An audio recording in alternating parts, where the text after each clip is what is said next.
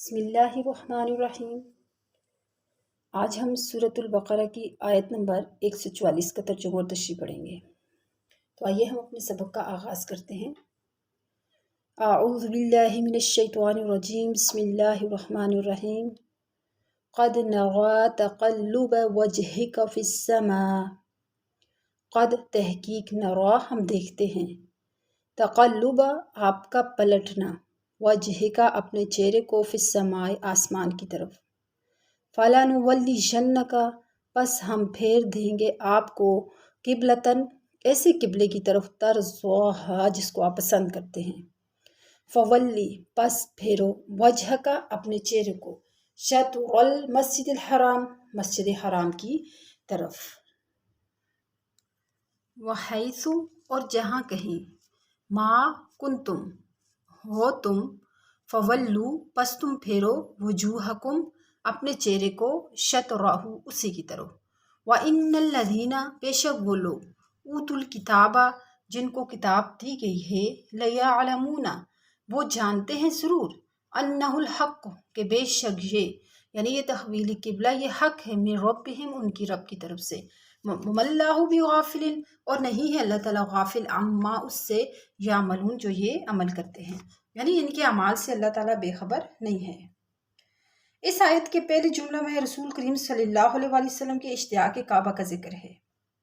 اس اشتیاق کی مختلف وجوہ بیان کی گئی ہیں اور سب میں کوئی تعارض نہیں ہے، وہ تمام وجوہ ہی ہو سکتی ہیں۔ مثلا یہ کہ حضرت صلی اللہ علیہ وآلہ وسلم نزول وحی اور عطائے نبوت سے پہلے اپنی طبیعت اور فطرت سے ملت ابراہیمی کے تابع کام کرتے تھے، اور نزول وحی کے بعد قرآن نے بھی آپ کی شریعت کو ملت ابراہیم کے مطابق قرار دیا، اور حضرت ابراہیم اور حضرت اسماعیل علیہ السلام کا قبلہ بیت اللہ تھا، اس لیے آپ کی دلی خواہش یہی تھی کہ آپ کا اور مسلمانوں کا قبلہ بھی وہی کعبہ یعنی بیت اللہ قرار دے دیا جائے۔ یہی وجہ تھی کہ قبائل عرب بھی چونکہ ملت ابراہیمی کو کم از کم زبان سے مانتے تھے اور اس کی پیروی کے مدعی بھی تھے، کعبہ کے قبلہ مسلمین ہو جانے سے ان کے اسلام کی طرف مائل ہو جانے کی توقع تھی،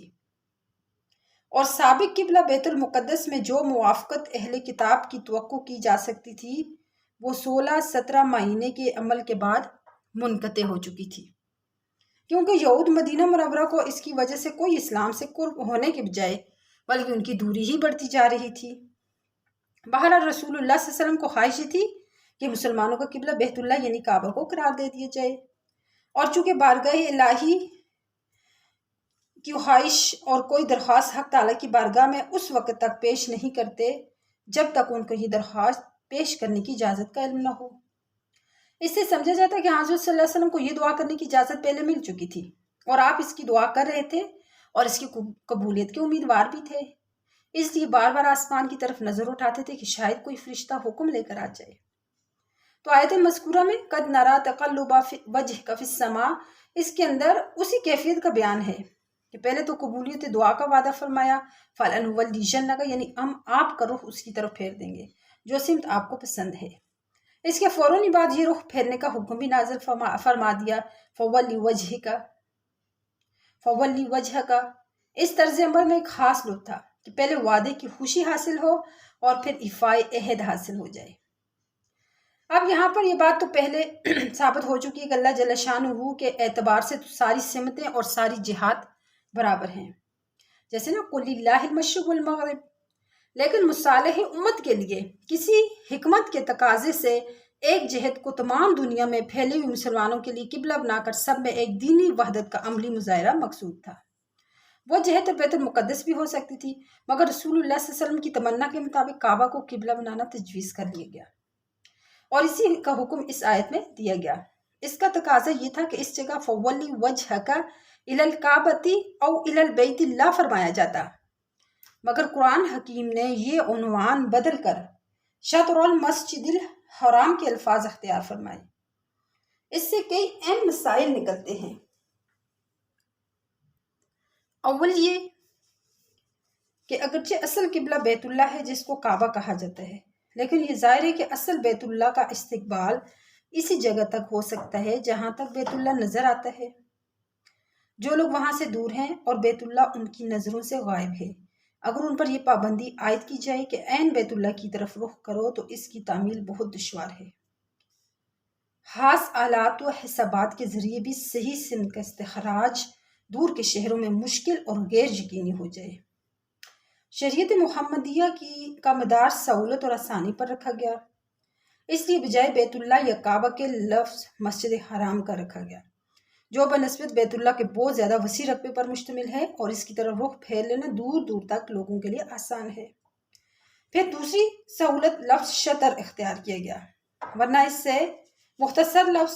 الی المسجد الحرام تھا، اس کو چھوڑ کر شطر المسجد الحرام فرمایا گیا۔ شطر کے دو معنی ہیں، شطر یعنی دو معنی کے لیے استعمال ہوتا ہے، ایک نصف چیز یعنی کسی نصف چیز کے لیے، اور دوسرے سمت شے یعنی کسی چیز کی سمت، اور باتفاق مفسرین اس جگہ شطر سے مراد سمت ہے۔ تو اس لفظ نے یہ بتلا دیا کہ بلاد بعیدہ میں یعنی دور دراز کے شہروں میں بھی یہ ضروری نہیں کہ خاص مسجد حرام ہی کی طرف ہر ایک کا رخ ہو جائے تو نماز درست ہوگی، بلکہ مسجد حرام کی طرف سمت، جو مسجد حرام کی سمت ہے اس کی طرف منہ کر لینا ہی کافی ہے۔ السلام علیکم ورحمۃ اللہ وبرکاتہ۔